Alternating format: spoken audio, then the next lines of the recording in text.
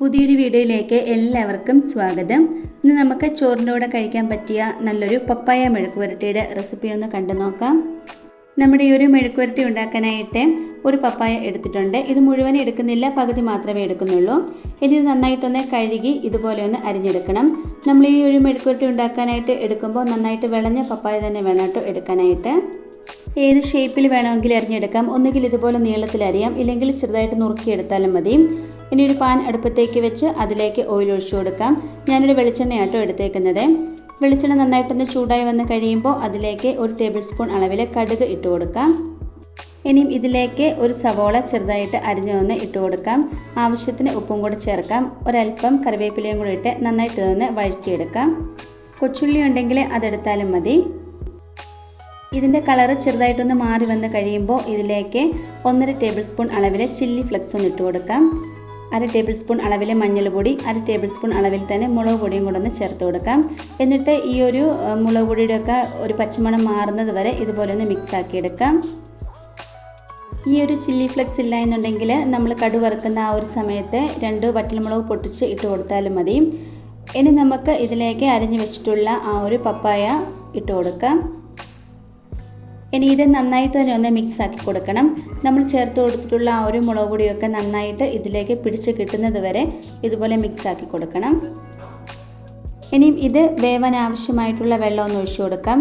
ഞാനിവിടെ 1/2 കപ്പ് അളവിലാട്ടോ ഒഴിച്ചു കൊടുത്തേക്കുന്നത്. ഇനി ഇത് മൂടി വെച്ചൊന്ന് വേവിച്ചെടുക്കാം. ഇതൊന്ന് ആവി വന്ന് കഴിയുമ്പോൾ ഇതിൻ്റെ ഉള്ളിൽ നിന്ന് തന്നെ കുറച്ചുകൂടെ വെള്ളം ഇറങ്ങി വരും. ആ ഒരു വെള്ളത്തിൽ ഇത് നന്നായിട്ട് തന്നെ വെന്ത് കിട്ടും. ഇതാ നമ്മൾ ഒഴിച്ചു കൊടുത്തതിനെക്കാട്ടിലും ഒരല്പം കൂടെ വെള്ളം ഈ ഒരു പപ്പായയ്ക്കുള്ളിൽ നിന്ന് തന്നെ ഇറങ്ങിയിട്ടുണ്ട്. ഇനി ഇതൊന്ന് നന്നായിട്ടൊന്ന് വറ്റിച്ചെടുക്കാം. ഇതാ നന്നായി വെള്ളമൊക്കെ വറ്റി കിട്ടിയിട്ടുണ്ട്.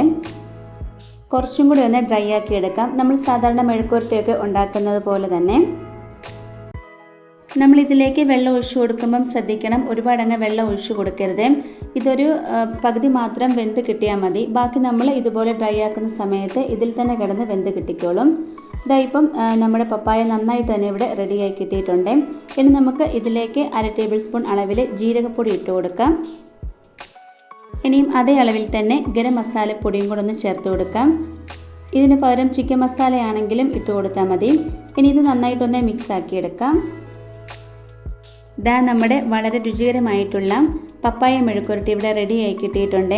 ചപ്പാത്തിയുടെ കൂടെയും ചോറിൻ്റെ കൂടെ ഒക്കെ കഴിക്കാൻ സൂപ്പറാട്ടോ ഇത്. മാത്രവുമല്ല നമ്മുടെ ശരീരത്തിന് ഏറ്റവും ഫലപ്രദമായിട്ടുള്ള ഒന്നുകൂടിയാണ് ഈ ഒരു പപ്പായ. ചിലയിടങ്ങളിൽ ഓമയ്ക്ക, പപ്പായ, കപ്പയ്ക്ക എന്നൊക്കെ പറയും. നമ്മുടെ അങ്ങോട്ട് ഓമയ്ക്ക പറയും.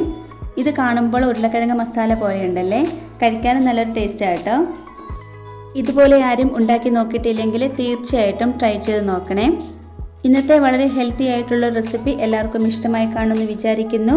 ഇഷ്ടമായിട്ടുണ്ടെങ്കിൽ ലൈക്കും കമൻറ്റും സബ്സ്ക്രൈബും ഒന്നും ചെയ്യാൻ മറന്നു പോരുതേ. അടുത്ത വീഡിയോയിൽ കാണാം. Thank you.